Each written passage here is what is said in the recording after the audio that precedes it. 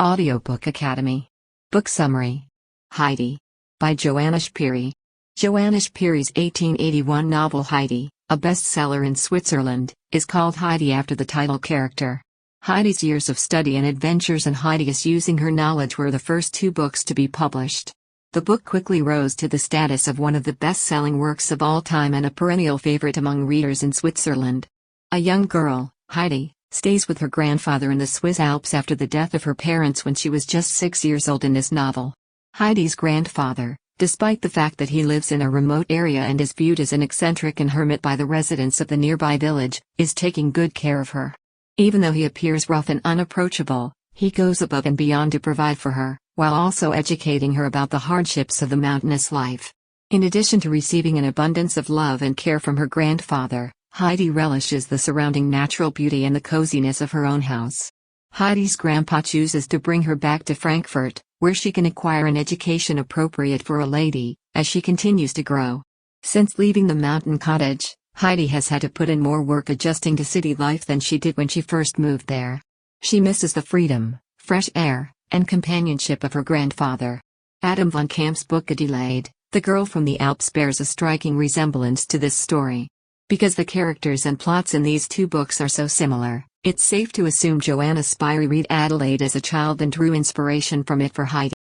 According to the book's popularity, Heidi has been adapted into numerous television shows and movies. Even in Switzerland, there is an amusement park called Heidiland that depicts several of the book's most renowned places. Do you know that it only takes an hour and a half to walk from Mayenfeld to Dorfil? You can go to Peter's cabin in the same amount of time it takes to get to the mountain pastures. You'll learn more about Peter in the near future. Readers are introduced to Detta, a tall and hefty female who is carrying her young niece Heidi in her arms. Taking her 5-year-old niece all the way to the highlands, where her grandfather lives simply with only his log cabin and a few goats, was something Detta had planned to do with her niece for quite some time.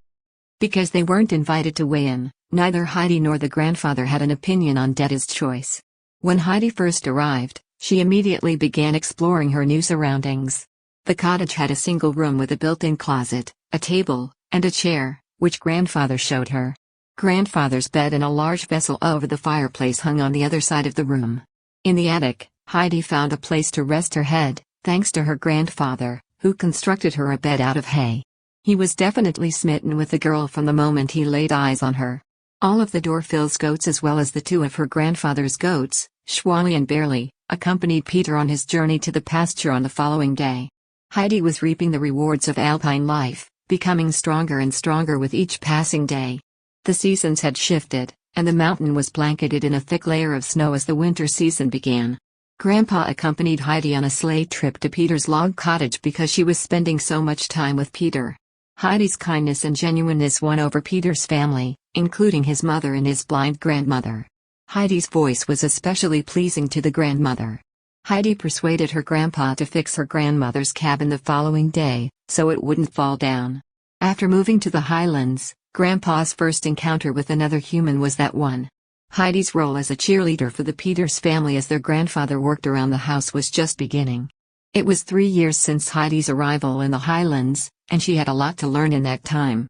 While they were receiving messages about her entering school, Grandpa remained adamant and rejected the idea. Even if Peter is furious and the grandfather refuses, Detta reappears after some time and takes Heidi with her. Clara Seesman's mother agreed to take Heidi to Mr. Seesman's house, where she would serve as Clara's lady's aide. Heidi was also introduced to the family's matriarch, Miss Rodenmeyer. Her longing for green meadows and the natural world only deepened as time passed. She was making the most of every opportunity to find a place where she could see nature from. When she looked out of her window one day, she spotted a church tower. That tower was her goal when she ventured outside, but she quickly became disoriented. The young street organist agreed to aid her in exchange for 40 pfennigs. Finally reaching the top of the tower, she was dismayed that she could still see neither the fields nor the valley. The church bell ringer generously gave her 2 kittens, which she gratefully accepted and brought back to her home. Heidi and Clara, with the help of Sebastian, found a safe spot for the kittens within the home after a few nasty experiences with Miss Rodenmeyer, who despises animals. The street organist reappears the following day and demands the money Heidi had promised him. Miss Rodenmeyer walks into the room at that exact moment and trips over the player's pet turtle. Sebastian enters with a basket full of kittens and she demands that he take out the invader, but her difficulties are just beginning. Sebastian escorted Miss Rottenmeier to a safe place in the attic. Teachers and Miss Rottenmeier exploited every opportunity to make fun of Heidi, despite the fact that she was getting along well with Clara. Their first accusation was that she was mentally impaired when Mr. Sessman eventually arrived to the family home. There is nothing wrong with the girl, and he finds her to be an excellent companion for his daughter. On another trip, Mr. Sessman gave notice of his mother's arrival. Heidi's grandmother, Clara's great-grandmother, was a lovely, soft-hearted woman who was able to win Heidi's trust and inspire her to learn to read. Heidi, despite having a new friend, still craved the mountains, which made her weaker by the day.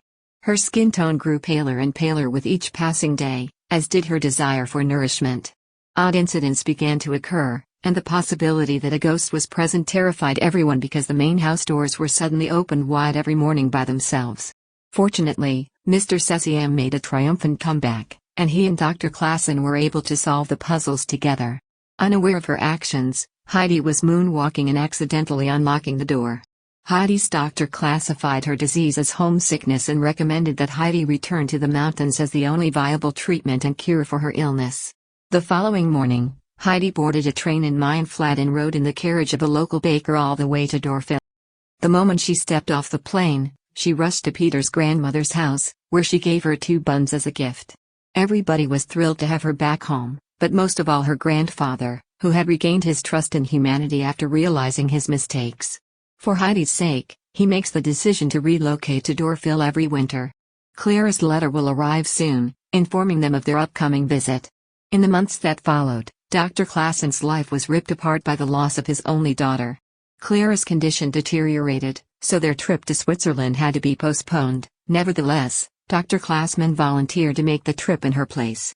He reaped numerous rewards from this expedition, including a rekindled sense of adventure and the friendship of Heidi's grandpa.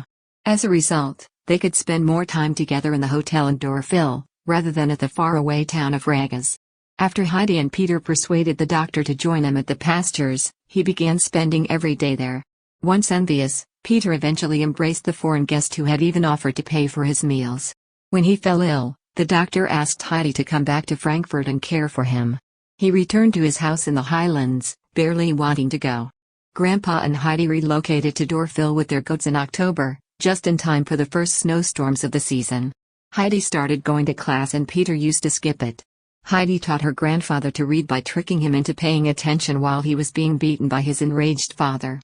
Jealousy at Heidi receiving another Clara's letter led to Peter thrashing the poor goats. Clara and her grandmother had arrived at last, after a long wait. Clara stayed at Heidi's cabin in the highlands as a guest after being enchanted by the natural beauty. Clara's grandfather helped her and fed her and Heidi goat milk, which they both enjoyed. Peter grew enraged as Clara's bond with Heidi deepened. Peter was envious of Clara's increased time with Heidi. He pushed Clara's wheelchair down the hillside one morning in the midst of his wrath. Heidi persuaded Peter to assist her lift Clara onto her feet so that she could begin to take her first steps while Grandpa went in search of the chair's remaining parts. She was able to walk on her own for the first time. As a way of surprising her grandmother upon her return, Clara chose to keep her recuperation a secret. Grandpa, Heidi, and Clara were all over the moon about her recuperation and the way things are going right now in her life. Clara's grandma, accompanied by Clara's father, arrives soon. After hearing the fantastic news that Clara had regained her health, they were both stunned and amazed. When Peter realized that Mr. Sessman was Clara's father, he tripped and fell down the mountain in an attempt to flee from him. Everything worked out in the end. Since his acts had positive outcomes, Peter was able to confess his remorse for breaking the wheelchair and receive forgiveness from the family. As a reward, his grandma gave him a lifetime's worth of rent money.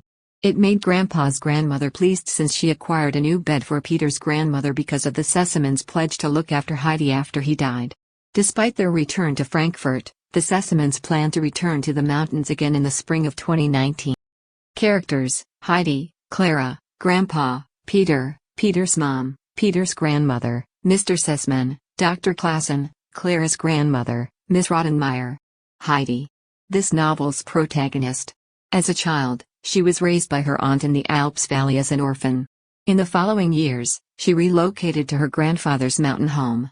She was afraid and amazed at the same time by the sudden change in her surroundings. While living in Frankfurt, she wanted to flee once since she missed her grandpa so badly. She preferred the mountains to the city, despite the fact that she had less access to food and clothing in the city. I like Heidi because she is a strong person who also happens to be noble and kind. She's real, friendly, and upbeat, and she's constantly on the go. The optimist in her attempted to see the silver lining in every cloud. As a result of her natural state of happiness and radiating optimism, she is extremely conversational and her stories are both engaging and amusing. Because it makes her joyful, her playful demeanor aids in the upliftment of others. Grandfather. An elderly man who lived alone in a mountain cottage in his 70s. Due to the loss of his son in an accident many years ago, the father has 2 goats in addition to Heidi. He scoured the mountains, solitary and dejected, avoiding all human contact. He begins to progressively alter his life after meeting Heidi. Grandpa is a terrific man who works hard and has a lot of energy. People are happy to have him back after some time, and he begins to reintegrate into society. Peter. An 11-year-old boy at the start of the book. As a result, he is 6 years older than Heidi. A dedicated goat herd, he takes his goats to the pastures in the morning and returns home in the evening to tend to their needs. He is quite possessive of Heidi, and if someone tries to take his position or solely speak with her in any way, he gets irritated and envious. End of story. He is conscious of his shortcomings and makes sincere efforts to improve his behavior. Heidi persuades him to study after she explains the importance of education to him. Clara. In spite of spending her entire life in a wheelchair, this girl was always up for a good time and was never afraid to crack a joke or two. As a 12-year-old, she was described by her father, Mr. Sessman, who was a widower at the time, 4 years older than Heidi. She was pale and lethargic as a result of her condition, which was exacerbated by her wheelchair. Despite the fact that Heidi was the antithesis of her, illiterate and unladylike, she grew to love her nonetheless. Because to Heidi's guidance, she was able to get a deeper appreciation for nature's splendors. Born in Switzerland on June 12, 1827, Johanna Spyri is a notable author. She rose to prominence as a writer in Switzerland thanks to the popularity of her literal works. Johanna's youth was a far cry from the rest of her life, which was filled with hardships. She was one of many children in a large family. However, despite being born near a lake in Zurich, she spent her early years in a mountainous mansion filled with children's laughter, as well as numerous visitors and guests from all over the world. She got married early, but soon after she lost both her husband and their only kid in a divorce. When she needed something to fill her time, she turned to writing, presumably around the time of the Franco-Prussian War in 1871. As a reflection of her desire to become a mother, she developed the character of a young girl who enjoys spending time in the mountains. The Alps were one of her favorite places to spend free time, and she was a firm believer in nature's ability to cure, as evidenced by the characters in her novel Heidi. Zurich was the city where she died in 1901, and she was buried there. Thank you for listening in Audiobook Academy. Don't forget to subscribe and smash that like button for more content like this. See you in next video.